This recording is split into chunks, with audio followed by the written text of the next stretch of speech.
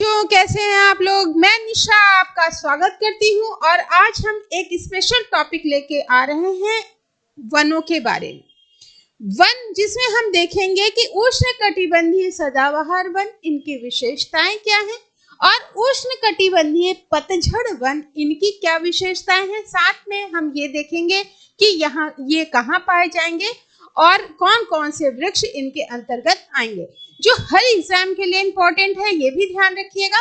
तो सबसे बड़ी चीज हम ये बता देते हैं आपको कि ये होते क्या है। वन वन बेटा ना हम लगाते हैं, ना स्पेशल कोई ऐसा टास्क दिया जाता है सरकार को कि वन लगाए।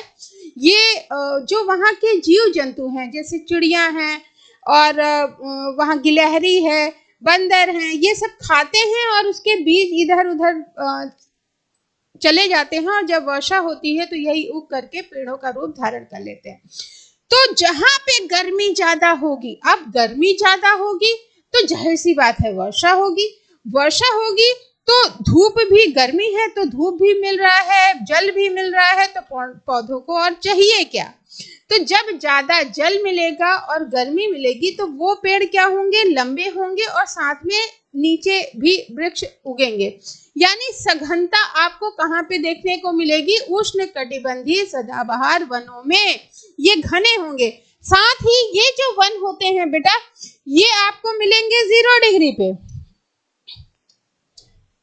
0 डिग्री के पास ये वन मिलेंगे, ऊपर और नीचे ये वाला क्षेत्र, क्योंकि यहाँ पे सूर्य सीधे चमकेगा। भूमध्य रेखा 0 डिग्री पे, ठीक है। तो भूमध्य रेखा का जो 0 डिग्री वाला पोर्शन है वो कौन से वनों का क्षेत्र होगा, उष्णकटिबंधीय सदाबहार वनों का क्षेत्र होगा। क्यों? क्योंकि यहाँ पे सूर्य सीध में होगा, इस वजह से दिन और रात यहाँ पे मोस्टली बराबर ही होते हैं। वर्षा ज्यादा होती है, इस वजह से जो पेड़ होंगे वो आपके लंबे पाए जाएंगे। सदा हरे का मतलब ये है कि ऐसा नहीं है कि पत्तियां नहीं गिराते हैं, ठीक है। जो विकास हुआ है उसका पतन भी होगा, तो पत्तियां ये गिराते हैं, लेकिन एक गिरा रहा है तो दूसरे की पत्तियां हरी हैं, तो पूरे एक ही साथ नहीं अपना गिराते हैं पत्तियां। इस वजह से ये देखने में हरे भरे हमेशा दिखते हैं। जैसे ऊपर वाले ने गिराई तो नीचे वाले जो पेड़ होंगे उनकी पत्तियां होंगी, जो लताएं होंगी उनकी पत्तियां बाद में गिरेंगी। तो गिरती हैं लेकिन एक ही समय में नहीं गिरती है। जैसा कि आप अगर पतझड़ में देखें तो जैसे ही गर्मी आएगी वो सारे जो पेड़ होंगे अपनी पत्तियां गिरा देंगे। वसंत ऋतु आएगी तो सारे पौधों की नई कोपलें फूटने लगेंगी और पत्तियां उसमें आने लगेंगी। तो ऐसा लगता है कि जैसे वीराना छा गया हो, इस तरह का कुछ। इस वजह से, और ये कहाँ पे मिलेगा उष्णकटिबंधीय पतझड़ वाला, वो आपका मिलेगा कर्क और मकर रेखा कि ये जो बीच वाला क्षेत्र है यहाँ पे ये मिलेंगे।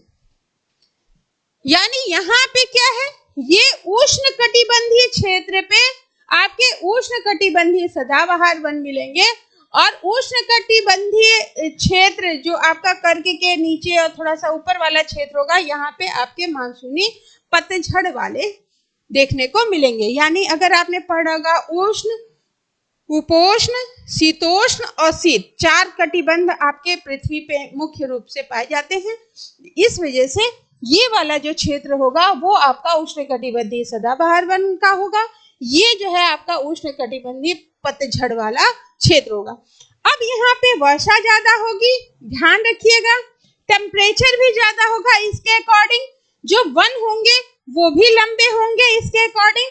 क्यों? क्योंकि अगर आपको धूप नहीं मिल रही है तो आप क्या करेंगे, और ऊपर,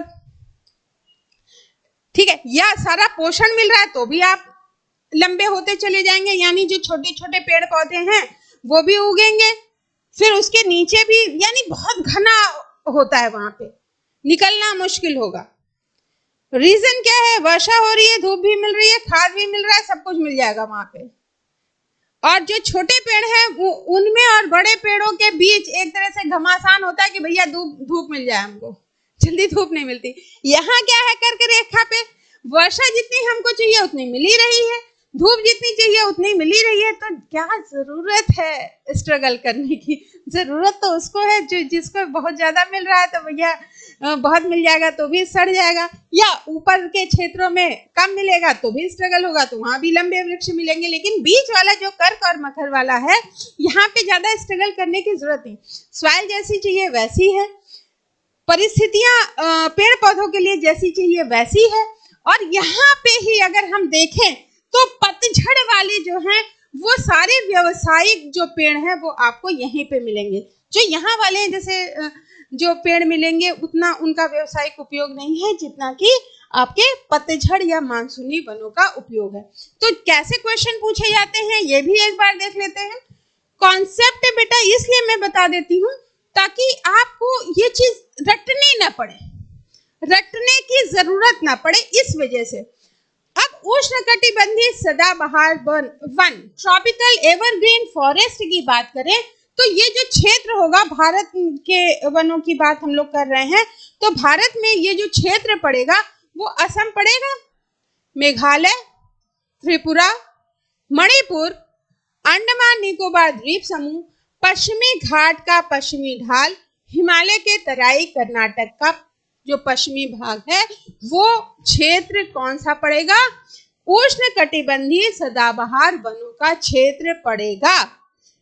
ये बात कर लेते हैं तो 22 डिग्री सेल्सियस से ऊंचे ये मिल जाए वर्षा, यहाँ पे तापमान मिल जाएगा यहाँ पे। और वर्षा की बात करें तो 200 सेंटीमीटर या उससे अधिक यहाँ पे वर्षा देखने को मिलेगी। और मुख्य अगर हम बात करें वन की तो ताड़, महोगनी, नारियल, एबनी, आबनूस, बांस, रोजवुड और बेत, ये सारे आपके उष्णकटिबंधीय सदाबहार वन के अंतर्गत आएंगे। एक क्वेश्चन जरूर पूछा जाता है। और ऊंचाई की बात करें तो 45 से 60 मीटर तक ऊंचे वृक्ष यहाँ पे पाए जाएंगे। तो अगर ऊंचे वृक्ष की बात करें तो कहाँ मिलेंगे? उष्णकटिबंधीय सदाबहार वन में। सदाबहार वन इसलिए कहलाते हैं क्योंकि ये एक साथ अपनी पत्तियां नहीं गिराते हैं। एक पेड़ गिराएगा तो दूसरे की पत्तियां हरी भरी रहती हैं, तो इस वजह से ये उष्णकटिबंधीय सदाबहार वन कहलाते हैं।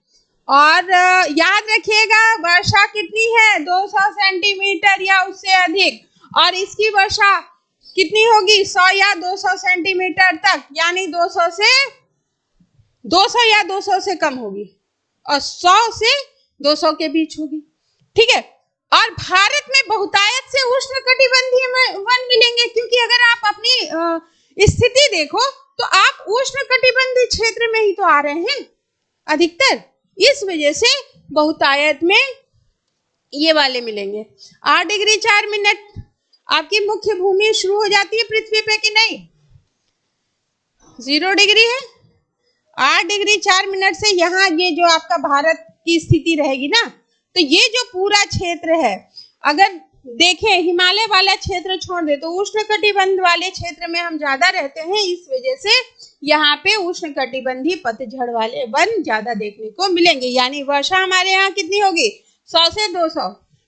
फिर हिमालय के गिरिपद, उच्च हिमालय, मध्य हिमालय, शिवालिक। शिवालिक का जो नीचे वाला क्षेत्र है वहां पे मध्य प्रदेश में, छत्तीसगढ़ में, कर्नाटका, महाराष्ट्र, तमिलनाडु का जो पश्चिमी घाट है ये पूर्वी घाट है। यहाँ पे जो पर्वत है ये पूर्वी घाट कहलाते हैं, और ये वाला आपका जो घाट है वो कहलाता है पश्चिमी घाट। रीजन ये है कि डायरेक्शन हमेशा कैसे दिखाएंगे? पूर्व, पश्चिम, उत्तर और दक्षिण। क्लियर हो गया? तो ये कहाँ मिलेंगे? पश्चिमी घाट पे। तो ध्यान रखिएगा, पश्चिमी घाट की पश्चिमी ढाल अगर बात करें तो यहाँ पे क्या मिल रहा है? उष्णकटिबंधीय सदाबहार।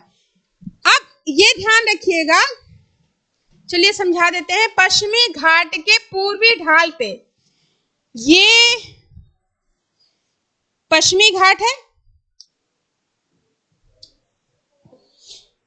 ये पश्चिमी घाट पर्वत है। तो इसकी जो ढलान है, ढलान मतलब ये, तो ये इधर वाला जो है ये क्या हो गया? ये पूर्वी हो गया, और ये हो गया इसका पश्चिमी ढाल। तो पूर्वी ढाल पे कौन सा मिल रहा है? आपका उष्णकटिबंधीय पतझड़ मिल रहा है, लेकिन इधर यानी पश्चिमी घाट के पश्चिमी ढाल पे, इसका जो ये वाला ढाल है पश्चिमी ढाल, यहाँ पे कौन सा मिलेगा? उष्णकटिबंधीय सदाबहार वन। क्लियर हो गया? कंफ्यूज मत होइएगा। अगर कोई भी पर्वत लें, ये वाले क्षेत्र पे आपका जो पर्वत है वो कैसे होगा? ऐसे ही तो होगा, ठीक है। तो अगर हम इसको ऐसे करें तो ये आ गया। तो इसका जो इधर वाला क्षेत्र है ये क्या होगा? पूर्वी ढाल, और इधर वाला जो क्षेत्र है ये पश्चिमी ढाल। तो पश्चिमी घाट के पश्चिमी ढाल पे कौन सा मिल रहा है? उष्णकटिबंधीय सदाबहार मिल रहा है। और इधर कौन सा मिल रहा है पश्चिमी घाट पे? ये उष्णकटिबंधीय पतझड़ मिल रहा है। ये क्लियर कर लीजिएगा, ठीक है, कंफ्यूज मत होइएगा। और वन की बात करें तो यहाँ पे साल मिल रहा है, सागौन मिल रहा है, शीशम मिल रहा है, चंदन इसी के अंतर्गत आ रहा है, आम मिल रहा है, साखू, हरड़, बहेड़, आंवला, महुआ, हल्दू, ये सारे कितने हैं? व्यावसायिक रूप से बहुत उपयोगी हैं और इनकी लकड़ियां भी मजबूत होती हैं, इनकी हाइट भी बहुत ज्यादा नहीं होती है, इस वजह से ये हमारे लिए बहुत ही यूजफुल है, ठीक है।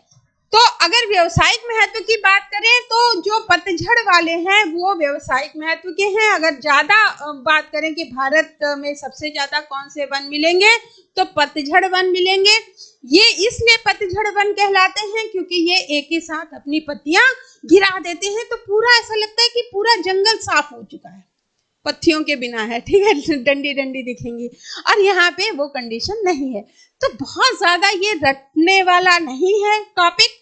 आप अगर 2-3 बार वीडियो देख लीजिएगा तो आपको ये समझ में आएगा, और आशा है आप इस वीडियो को दूसरों तक भी भेजेंगे।